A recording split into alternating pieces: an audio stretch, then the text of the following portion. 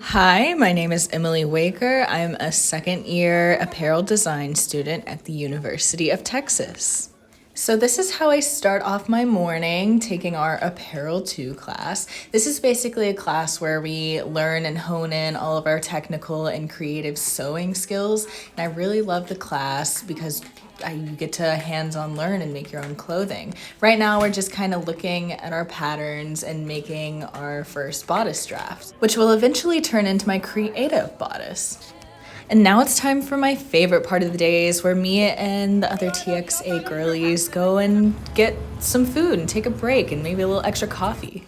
Now it's time for my CAD class, which stands for Computer Aided Design, and this class is super important because it's really there for learning how to technically design clothing flats and how to do it on Adobe Illustrator. And now we're gonna take a little field trip down Speedway to the Blanton Museum of Art, where we'll kind of explore around a painted fabric exhibit, which will give us a little bit of inspiration for our design classes.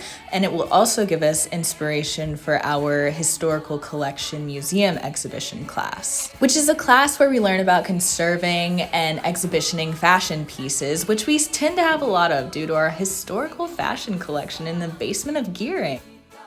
Then after classes, I'll head to my little theater org, Creative Arts and Theater. I love them so much, where I work on costuming all the actors in a few different shows. And costuming actually inspires a lot of my designs because that's kind of what I'm mostly interested in the fashion field. And so costuming actually inspired my creative bodice a lot. The aesthetic turned out really Renaissance-y, which was actually a perfect fit because I ended up wearing it to the Renaissance Festival where it was a hit.